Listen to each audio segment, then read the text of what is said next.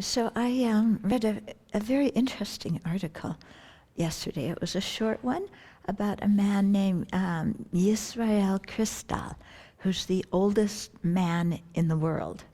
He's 113 years old, and some days and some months, but I didn't record that. I just rounded it. And so I read a little bit about his life, and I found it quite interesting, some Dharma, meaning in that. So I thought to read you what the article I wrote, because he's 113 years old, okay? He's Jewish, and usually at age 13, the Jewish boys have an event called a bar mitzvah, where they formally become men, because they're allowed to go up to the bima and read from the Torah. Okay, so it's a big celebration. In the U.S., it's, you invite the whole family, and it's a big deal. So it says, Yisrael Kristal, like many a bar mitzvah boy before him, celebrated the event last weekend, reading the Torah and enjoying the company of his family, who danced, sang, and threw candies.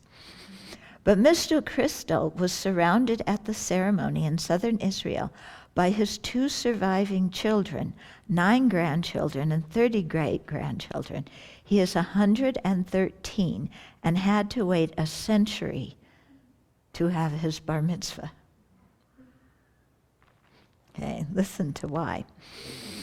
So this is his daughter speaking. My father is a religious man, and it was his dream his whole life to have a bar mitzvah. His daughter Shulamith Kristal Cooperstock said by telephone from her home in Haifa, Israel. It was a miracle after everything that he has been through in his life. What else can you call it? When Allied troops liberated Auschwitz in 1945, Mr. Kristal weighed 82 pounds. Yeah, he was born in 1903, so he was already an adult, weighed 82 pounds, basically emaciated on the verge of death. He was the only member of his family to survive the Holocaust. His daughter said that her father had smiled widely after the bar mitzvah, which celebrates the moment when a boy can fully participate in Jewish life and traditions, including being allowed to be called in religious ceremonies to read from the Torah, the first of the 5 books of the Old Testament. Mr. Kristal was born as Yisrael Itche Kristal, all spelled in Polish, in the village of Melanie in what is now Poland on September 15th, 1903. Okay, when he was 11, Franz Joseph, the Emperor of Austria-Hungary, passed through his town.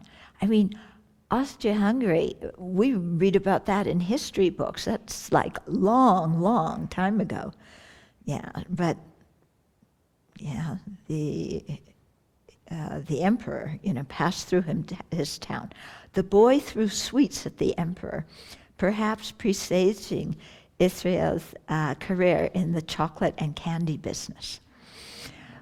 By his 13th birthday, when he should have been having his bar mitzvah, World War I was raging. That would have been 1916. Yeah. And he missed his bar mitzvah. His father was in the Russian army, and his mother had died 3 years earlier, so when he was 10. Father in the Russian army. By age 16, his father had died of typhus, and he was an orphan.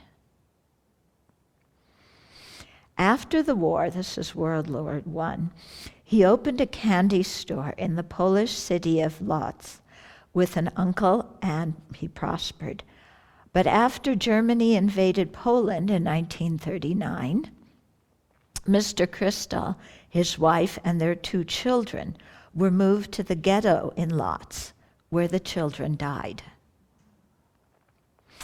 In August 1944, he and his wife were sent to Auschwitz, where his wife was killed. After the war, he returned to Lodz, remarried, and in 1950 he moved to Haifa, Israel, with his second wife and their son. He rebuilt his life, again becoming a successful confectioner. In March, at the age of 112 years and 178 days, he was declared the oldest man in the world by Guinness World Records. His daughter said her father had prayed every morning for the past 100 years. She attributed his longevity to that. Yeah, makes a difference, huh? He believes in God, she said. He is a simple man, a wise and intelligent man. We usually don't think of simple people going together with wise and intelligent, do we? But they do. He believes in himself. He is someone who takes happiness in everything. She said part of his secret for getting to age 113 was eating to live rather than living to eat. When he does eat, she added, he daily enjoys helps of pickled herring. And as a younger man in his 80s, had a taste for wine and beer. He lives in his own home with a housekeeper. He remains sharp and still likes speaking Yiddish and listening to Yiddish songs. He wakes up very early each morning, catches up on the news, and eats a simple breakfast. He is interested in politics and used to read the newspaper every day. Now I read it to him since his eyesight is failing, his daughter said. Mr. Kistel's granddaughter, Liat Bashan, a 32-year-old social worker, said that seeing her grandfather at his bar mitzvah ceremony in a room spilling over with relatives and loved ones had left her overcome with joy and mindful of all those who had perished in the Holocaust. All those people from one person, she said. Imagine how many rooms could be filled if 6 million had lived.